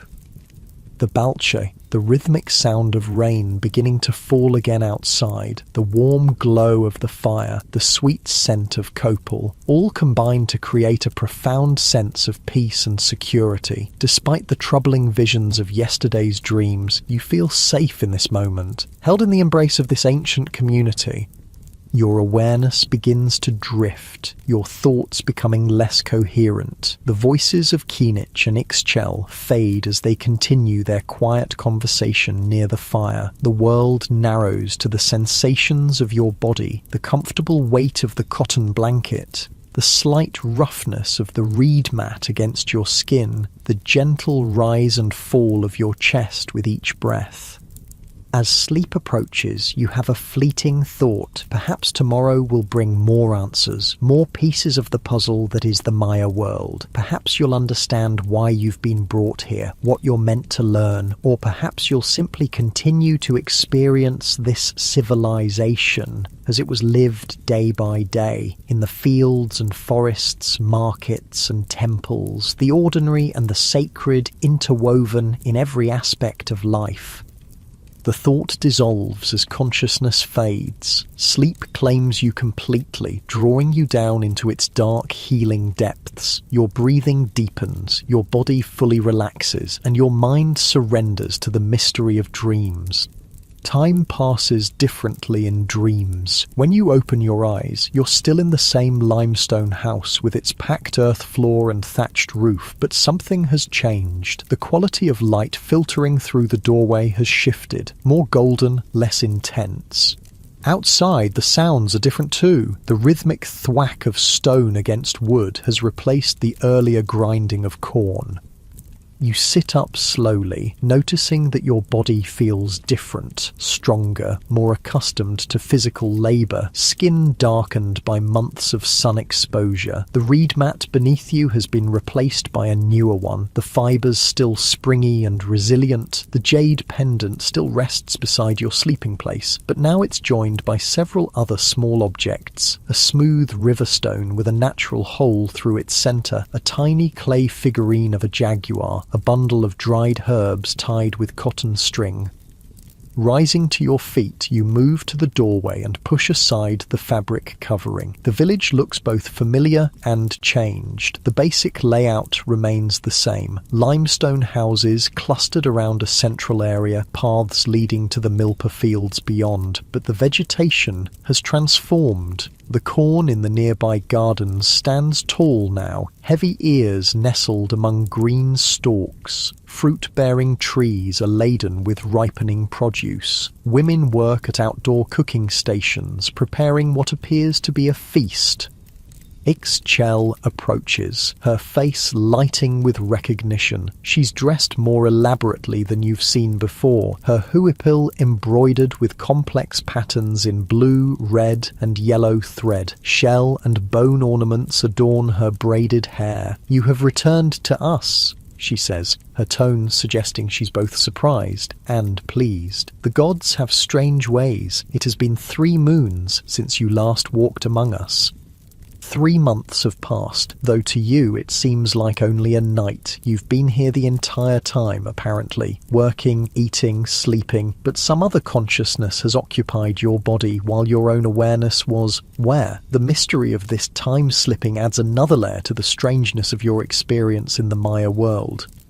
Today is Kin Tajal Chak, Ixchel explains, seeing your confusion. The festival of rain abundance. We celebrate the gifts Chak has brought us this growing season. She gestures toward the flourishing gardens and milpas. The harvest will be bountiful this year.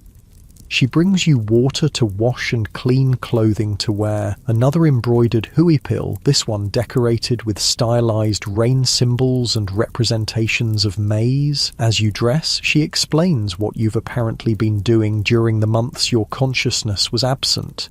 Helping with the planting after the first rains, participating in community work projects, learning more about Maya agricultural techniques. You've become a valued member of the community, she tells you, respected for your willingness to work and learn. And outside, the village is busy with festival preparations. Men return from the forest carrying bundles of firewood and freshly killed game, turkeys, peccaries, wild pigs, and even a small deer. Women prepare mesa dough for tamales, grind cacao beans for ceremonial drinks, and weave fresh palm fronds into decorations. Children carry water from the cenote, feed cooking fires, and play games in between chores. Kinich finds you near the central cooking area. He looks much the same, though perhaps his white hair is a bit longer, his face slightly more lined. He carries his divination pouch and a staff carved with symbols of authority. Has his status changed in the months you've been away? The dreamer returns, he says with a knowing smile. Just in time for the celebration. The gods have their reasons, though they rarely share them with us. As you help with festival preparations, Kinich fills you in on what has transpired during your absence. The rainy season has been generous, with steady precipitation ensuring good crop growth without the destructive flooding that sometimes occurs. The king visited the region again, bringing news of victories against a rival city-state to the south. Several babies have been born in the village, and 2 elders have passed to the underworld, the normal cycle of life continuing. But there are also troubling developments. Reports have come from distant regions of poor rainfall and failing crops. Refugees from these areas have begun arriving at larger cities, straining resources. Political tensions between Tikal and Calakmul, the 2 great competing powers of the Maya world, have intensified, with smaller cities being forced to declare loyalty to one or the other. Trade caravans have been attacked on major routes, disrupting the flow of goods between regions. Or some say these are signs of changing times, Kinich tells you as you work together constructing a simple altar from branches and flowers. The priests at Tikal consult the ancient books, seeking guidance from past cycles. The astronomers watch the night sky for omens. Before you can ask more questions, drumming begins at the edge of the village. The festival is officially starting. Everyone gathers in the central area, where a space has been cleared for dancing. Musicians take their places, drummers with turtle shell and wooden drums, players of reed flutes, rattlers with gourd instruments filled with seeds or pebbles. The complex polyrhythms they create seem to bypass your conscious mind and speak directly to your body, making it almost impossible to stand still. The village shaman appears, his face painted blue like Chak, wearing a headdress of feathers and carrying a staff topped with a carved serpent head. He leads a procession of elders and respected community members, including Kinich, in a circular dance around the central space. The movements are slow and deliberate, each gesture laden with meaning, telling the story of Chak bringing rain to a parched world. After this formal opening, the celebration becomes more energetic. Young men perform a dance that mimics the planting of corn, their movements vigorous and precisely coordinated. Women follow with a harvest dance, their steps lighter, arms weaving patterns that represent the growth of crops. Children dart between the adult dancers, representing the wind that carries rain clouds. Food and drink circulate freely. You're given a gourd of a special festival beverage, chocolate mixed with honey, chili, and vanilla, frothed to create a thick foam on top. The taste is unlike any chocolate you've had before, intensely bitter yet with complex sweetness. The chili adding a warmth that spreads through your chest. This is a luxury drink, normally reserved for nobility and special occasions. As the day progresses, the celebration grows more elaborate. A group of visitors arrives from a neighbouring village, bringing additional musicians and dancers. They perform a ritual ball game, not the full version played in formal courts, but a simplified version using a small rubber ball. Still, you can see elements of the cosmic symbolism, the ball representing the sun, the players enacting the eternal struggle between forces of the upper and lower worlds. Between dances and performances, you notice people speaking in hushed tones, sharing news and rumours from distant places. The same concerns Kinich mentioned seem to be on everyone's minds. Drought in some regions, political tensions, disrupted trade. Yet the abundance surrounding you makes these problems seem distant, theoretical rather than immediate threats.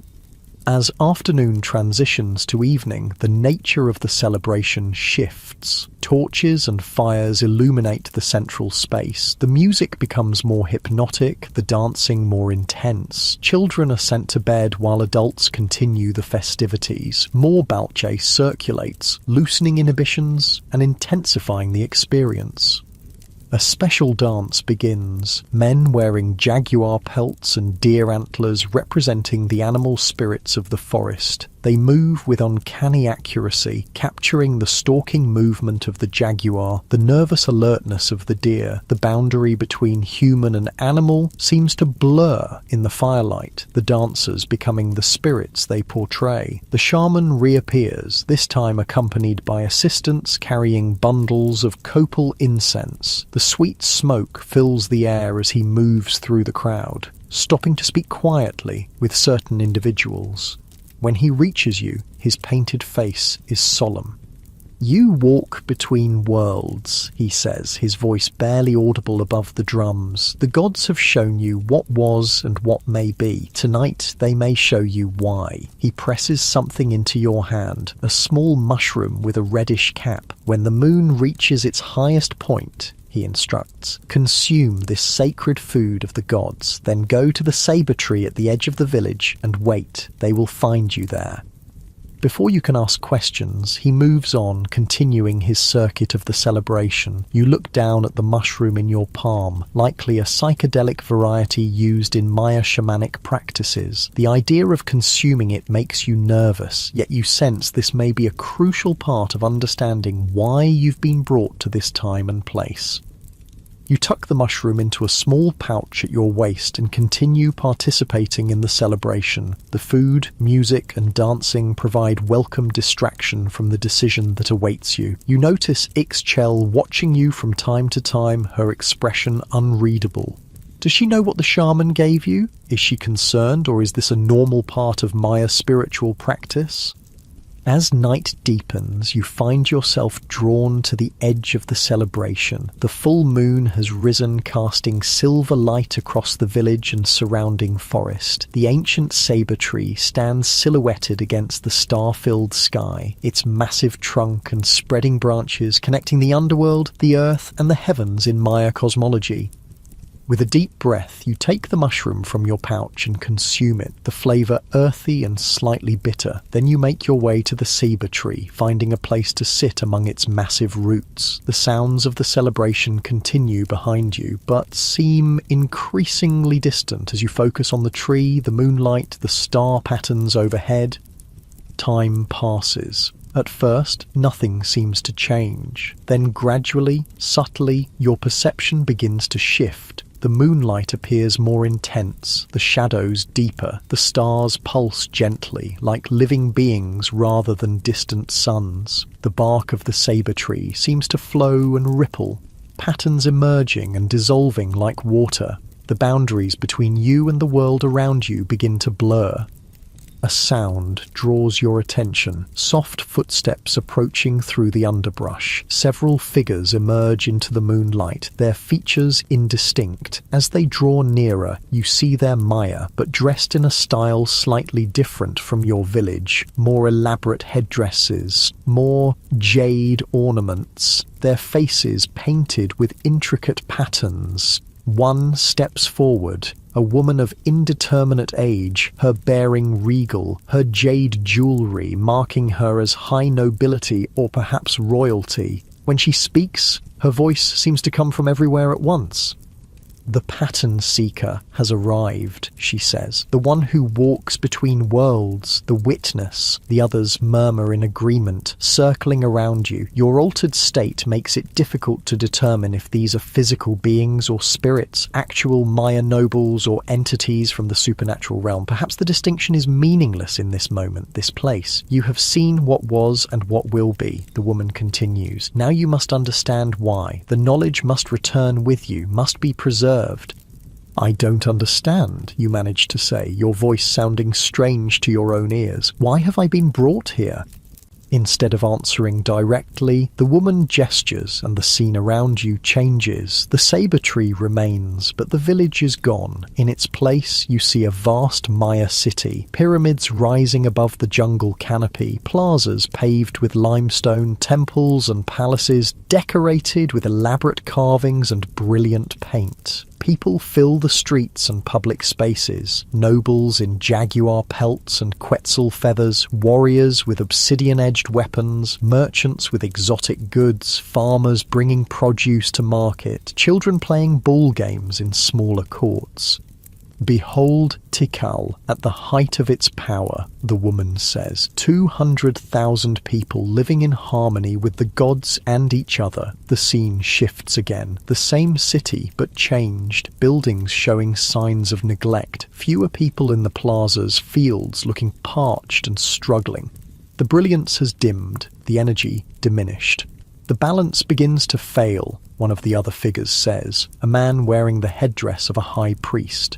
Too many people, too little rain, the soil exhausted by constant planting, the forest cut back farther each year. Another shift. Now the city looks abandoned, vegetation reclaiming the plazas, roofs collapsed, the once vibrant paint faded and peeling. A few people remain, living among the ruins, but the great civilization is clearly gone. The lords fought among themselves, a warrior figure explains. Each city trying to control more resources as they became scarcer, old alliances broken, trade routes disrupted, knowledge lost as scribes and priests fled or were killed. Could nothing have prevented this, you ask? Your heart heavy with the weight of witnessing a civilization's end? The noble woman steps closer, her eyes reflecting the moonlight. The signs were there, the warnings clear to those who could read them, but the lords were consumed by their rivalries, the priests by their calendrical prophecies. The common people followed their leaders, trusting in their divine connection to the gods. By the time the truth could no longer be denied, it was too late, the priest adds. The system was too fragile, too dependent on perfect balance. When multiple pressures came together, drought, soil depletion, political conflict, disrupted trade, the center could not hold. "Why show me this?" you ask. "I can't change what happened to your civilization." The woman's expression softens. "No, but you can bear witness. You can take this knowledge back to your world. The patterns repeat. Civilizations rise and fall for similar reasons. Perhaps your people will recognize the signs earlier, adapt more quickly, avoid our fate." You begin to understand. You're not here by accident, but as an observer, a carrier of knowledge across time. These beings, whether actual Maya spirits or manifestations of your own consciousness interacting with historical information, are using you as a bridge between worlds. The mushroom's effects intensify. The figures around you seem to glow within a light. The saber tree pulses like a living heart. The stars wheel overhead, marking the passage of time in great sweeping arcs. You feel simultaneously tiny and vast, a momentary consciousness and an eternal awareness. The noble woman places her hands on either side of your face. Her touch feels cool, almost insubstantial. "Remember," she whispers. "Remember all you have seen, all you have felt, all you have learned. Carry it back with you when you return." "When will that be?" you ask, suddenly afraid that you might be trapped in this ancient time forever. "Soon," she says, her form beginning to fade. The cycle completes, the pattern closes. You have seen what you needed to see. The figures recede, blending with the shadows under the ceiba tree, until you can no longer distinguish them from the darkness. The intensified perceptions begin to gradually normalize, the stars becoming fixed points again, the tree bark solid rather than flowing, the boundaries of your body distinct once more. You sit beneath the saber tree for what feels like hours, integrating the experience, letting the mushroom's effects slowly diminish. The celebration in the village has quieted, most people having returned to their homes to sleep. Only a few fires still burn in the central area, attended by elders telling stories to whoever remains awake to listen. Eventually, you rise on slightly unsteady legs and make your way back toward your house. The village is peaceful in the moonlight, the simple limestone buildings glowing white against the dark vegetation. Chickens roost in small coops, dogs curl sleeping in doorways. Smoke rises lazily from banked cooking fires. An ordinary Maya village on an ordinary night, yet now you understand it as part of a vast historical pattern, a moment in the rise and fall of a sophisticated civilization. Ixchel is waiting in your house, sitting by a small fire. She looks up as you enter, her expression revealing that she knows where you've been, what you've experienced. "The gods spoke to you," she says. "It's not a question." You nod, settling onto a mat near the fire. Your body feels heavy, your mind simultaneously expanded and exhausted. The mushroom's direct effects have mostly faded, but a profound shift in perception remains, as if you're seeing everything from a greater distance, with both more clarity and more compassion. "They showed me the future of the Maya world," you tell her. "Cities abandoned, the great civilization fallen." Ixchel nods slowly. "Such visions have come to others. The Daykeepers speak of challenging times ahead, of the need to prepare, to adapt, but few listen. Life continues, as it always has, planting and harvesting, celebrating and mourning, living according to the rhythms set by our ancestors. Can nothing change what's coming, you ask? She pokes at the fire with a stick, sending sparks upward. The future is like water. It follows the path of least resistance, but can be channeled with sufficient effort. Perhaps some communities will find ways to survive, to preserve knowledge, to adapt to changing conditions. Others will cling to old ways until it's too late. This is the pattern of all civilizations, is it not?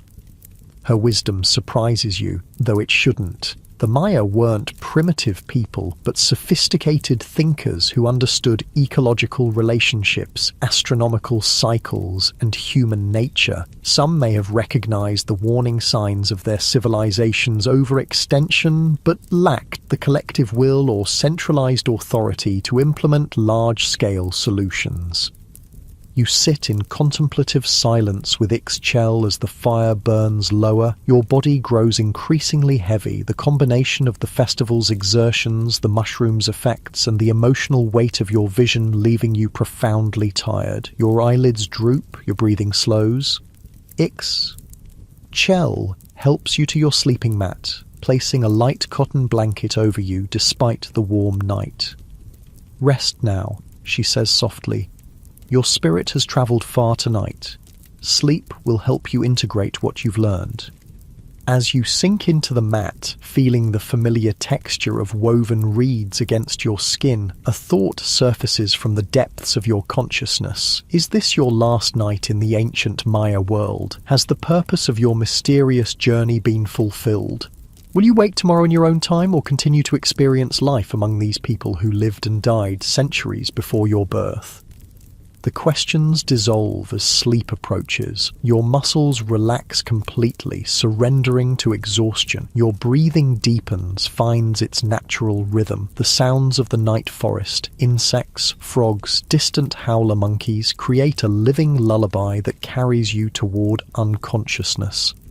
Your last aware thought is of the ceiba tree, its roots reaching into the underworld, its trunk anchored in the world of humans, its branches stretching toward the realm of gods and ancestors, connecting all levels of existence just as you now connect past and present, their civilization and your own. In this connection perhaps lies wisdom that transcends the rise and fall of particular human societies. Sleep claims you fully, drawing you down into profound stillness. Your body becomes heavy, immobile. Your mind quiets, thoughts slowing until they cease altogether. Only the gentle rise and fall of your chest marks the continuing journey of your consciousness, through time, through worlds, through the eternal patterns of existence. You awaken to the sound of rain, not the violent downpour of a storm, but the gentle, persistent patter of steady rainfall on the thatched roof above. The light filtering through the doorway is soft and diffuse, suggesting early morning beneath overcast skies. For a moment, you lie perfectly still, trying to determine where and when you are. The familiar weight of the jade pendant rests against your chest, the earthy scent of the packed dirt floor, dampened slightly by the humid air, fills your nostrils. The texture of the reed mat beneath you has left temporary impressions on your skin. You're still here, still in the ancient Maya world, at least for now. Sitting up slowly, you notice you're alone in the limestone house. Ixchel must have risen earlier and left you to sleep. Your body feels different again, neither the initial unfamiliarity of your first awakening nor the sun-strengthened form after the 3-month time jump. Instead, there's a peculiar lightness, as if you're somehow less substantial, less firmly anchored in this time and place.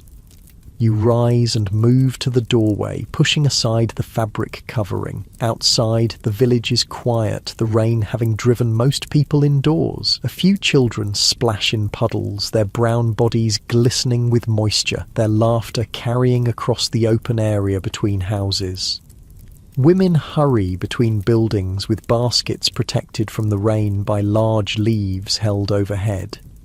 In the distance, beyond the milpa fields, mist clings to the jungle canopy, softening the landscape into watercolour washes of green and grey. Keenich appears, making his way carefully along the muddy path to your house. He wears a simple rain cape made from palm leaves woven together, the water streaming off it in small rivulets. His feet are bare, caked with mud to the ankles. When he reaches your doorway, he removes the cape and shakes it out before entering. "You have slept long," he says, settling on a small wooden stool near the banked cooking fire. "The sun has been up for hours, though you cannot see it through the clouds."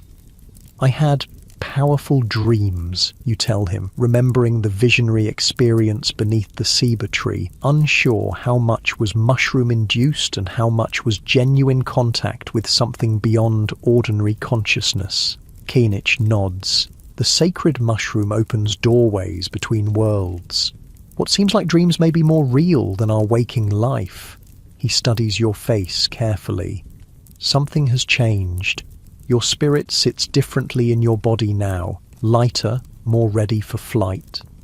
His perception confirms your own sense of decreasing solidity in this world. Are you beginning to return to your own time? The thought brings mixed emotions, eagerness to return to the familiar, sadness at leaving these people who have become friends, anxiety about carrying the knowledge you've gained back to a world that might not understand or value it. "The rain will continue all day," Keenich says, changing the subject. "A good day for stories and indoor work. Come, Ixchel has prepared a meal at my house. My grandchildren wish to hear tales of the ancient ones, of the hero twins and the creation of the world. Perhaps you would join us?" You follow him through the rain to his house, slightly larger than yours, with elaborate woven mats covering the floor and walls decorated with painted symbols. Inside, several generations of his family have gathered. Ixchel, who seems to be his daughter or daughter-in-law, several younger adults who must be his children, and a handful of children ranging from toddlers to adolescents. All look up with interest as you enter. A meal is spread on a large woven mat in the center. Corn tamales, a stew of beans and chilies, sliced papaya, and other tropical fruits. The family makes space for you in their circle, and Ixchel hands you a gourd plate filled with food. The atmosphere is warm and intimate, a family sheltering from the rain, sharing sustenance and stories. As you eat, Kainich begins to tell stories, not in the formal style of priests reciting sacred texts, but in the comfortable manner of an elder sharing wisdom with younger generations. He tells of the creation of the world, how the gods attempted 3 times to make beings who would worship them properly, first from mud, then from wood, and finally from maize, creating the true humans. He describes the adventures of the hero twins, Hunapu and Exbalank, who descended to the underworld, defeated the lords of death through cleverness and courage, and became the sun and moon. The children listen with rapt attention, though they've clearly heard these stories before. They interrupt occasionally with questions or to request favourite parts. The adults listen too, their faces reflecting the comfort of familiar narratives that connect them to their ancestors and explain their place in the cosmos. You realise these oral traditions are how the Maya preserve and transmit their cultural knowledge. Even though they have a sophisticated writing system, most people are not literate. Stories told around cooking fires during rain delays in agricultural work as part of ceremonies and celebrations. These are the primary vehicles of cultural continuity for ordinary Maya. After the meal and stories, the day settles into quiet indoor activities. Women weave or sew by the doorway where light is strongest. Men carve wood or repair tools. Children play quiet games with clay figurines or practice useful skills like weaving simple baskets. The steady rhythm of rain on the thatched roof creates a soothing backdrop to these domestic activities. You help where you can, but mostly observe, aware that your time here may be limited. You notice details you might have missed before, how the Maya waste almost nothing, finding uses for every part of the plants and animals they harvest, how they teach children through patient example rather than formal instruction, how they move through their world with an awareness of its spiritual dimensions, pausing to acknowledge the divine in ordinary moments. As afternoon fades toward evening, the rain finally stops. Sunlight breaks through the clouds briefly before sunset, turning the wet landscape golden. People emerge from their houses, stretching and breathing deeply of the rain-cleansed air. Children immediately resume splashing in puddles. Women gather to collect fresh rainwater from large vessels placed to catch the runoff from thatched roofs. Men assess any damage from the day-long downpour, repairing minor issues with paths or drainage channels. Kainich invites you to walk with him to the edge of the village. The path is muddy, every step creating a satisfying squelch as your feet sink slightly into the soft earth. Water drips from leaves and branches overhead, occasionally landing with cool precision on your head or shoulders. The forest smells intensely alive. The rich aroma of damp soil, the green scent of vegetation, the subtle perfume of flowers coaxed open by the rain.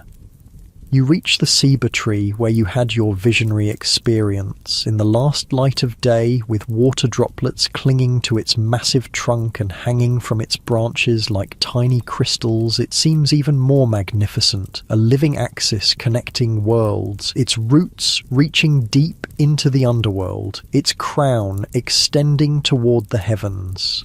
"You will leave us soon," Kainich says quietly, his statement surprising you with its directness. "Your spirit grows lighter with each passing hour. By morning I think you will have returned to your own world."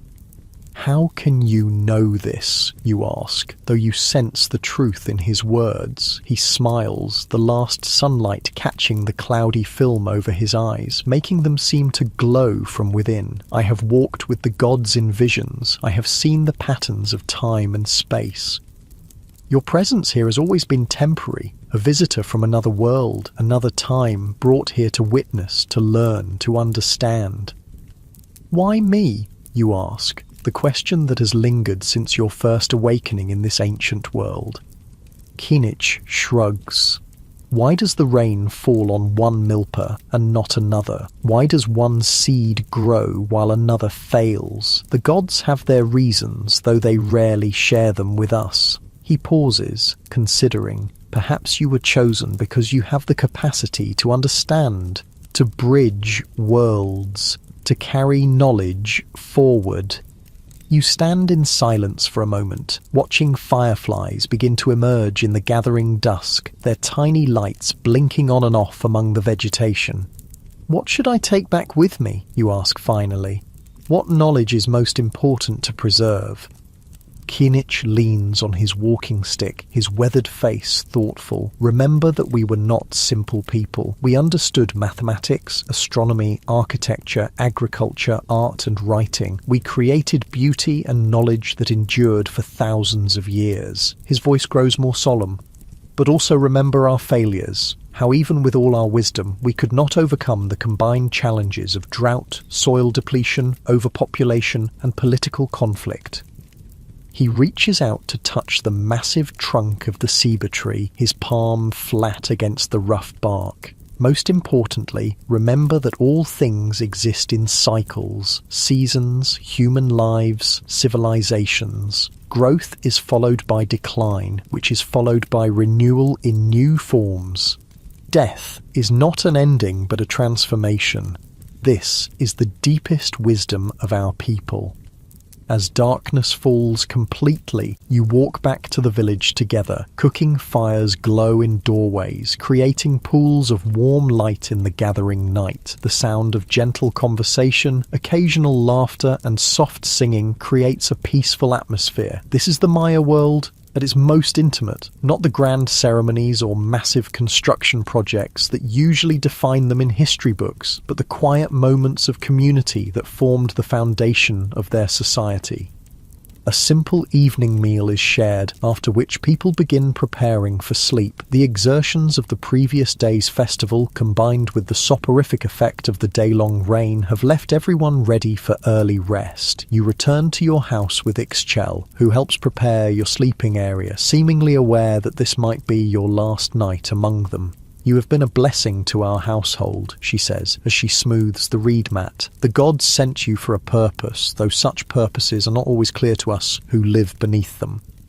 She brings a small clay cup filled with a liquid that smells of honey and herbs. Drink this, she instructs. It will help your spirit find its proper path home. The liquid tastes sweet with underlying bitter notes. Almost immediately, a pleasant warmth spreads through your body, relaxing your muscles and quieting your thoughts. Ixchel helps you lie down on the mat, placing the jade pendant carefully on your chest. Keep this with you, she says. Jade preserves life force. It will protect you during your journey. She sings softly as you lie there, a melody without words that somehow conveys both sadness and acceptance. The sound wraps around you like a comfortable blanket, easing any anxiety about the transition you sense approaching. Your eyelids grow heavy, your breathing slows, your awareness of the physical world begins to recede. As sleep approaches, your mind fills with images from your time among the Maya, working in the milpa fields under the tropical sun, sharing meals of corn, beans and chili, witnessing the blood ritual at the ceremonial center, exploring the vibrant marketplace, dancing during the rain festival, sitting beneath the saber tree as visions revealed the rise and fall of a great civilization. You've experienced the Maya world not as an abstract archaeological subject, but as a living reality, complex, sophisticated, deeply human. You've seen both its achievements and its vulnerabilities, its spiritual depth and its practical adaptations to a challenging environment. Most importantly, you've recognized patterns that transcend this particular civilization, that apply to all human societies, including your own. Your body grows increasingly heavy, seemingly melting into the reed mat beneath you. Ixchel's song becomes more distant, though whether she's moving away or your consciousness is shifting, you cannot tell. The soft glow of the copal incense burning in the corner creates dancing patterns of light and shadow on the limestone walls, patterns that begin to form images: pyramids, jaguars, maize plants, flowing water, the great cosmic tree connecting worlds. As your awareness balances on the threshold between waking and sleeping, you sense other presences in the small house, not physical beings but entities of some other nature, perhaps ancestors, perhaps gods, perhaps manifestations of your own deeper consciousness. They gather around you, not threatening but protective, forming a circle of witnessing as you prepare for your journey home. One steps forward. The noble woman from your saber tree vision, her jade jewelry glinting in the dim light. You have seen, she says, her voice seeming to come from both outside and inside your head simultaneously. You have learned, you have understood. Now carry this knowledge back to your world. Will I remember everything? You ask, your voice sounding strange and distant to your own ears.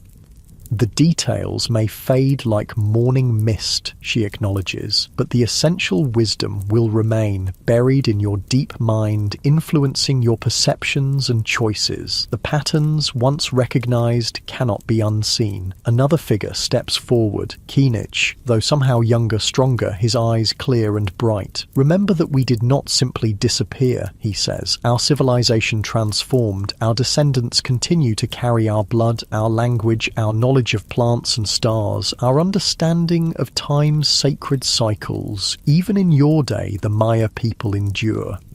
This perspective shifts your understanding. The collapse of Maya civilization wasn't a complete end, but a transformation, a decentralization, a return to smaller-scale living, an adaptation to changing conditions. While the great cities were abandoned and the complex political systems disintegrated, the people themselves continued preserving core elements of their culture through centuries of challenge and change.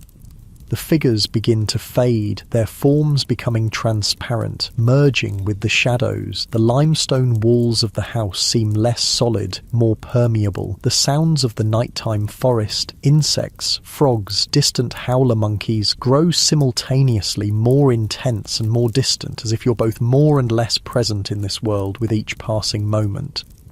Your body now feels impossibly heavy and strangely weightless at the same time. The jade pendant on your chest pulses with warmth, its energy spreading through your body in waves that synchronize with your heartbeat. Your breathing slows further, becoming so deep and regular that each inhalation seems to draw in not just air, but time itself, each exhalation releasing you gradually from this ancient world. As consciousness fades, one final image forms in your mind. The great Maya city of Tikal, as it once was, vibrant with life, its white limestone buildings gleaming in tropical sunlight, its plazas filled with people, its temples reaching toward the sky. Then the image shifts, showing the same city reclaimed by jungle, its structures partially hidden by vegetation, monkeys and toucans inhabiting spaces once filled with human activity.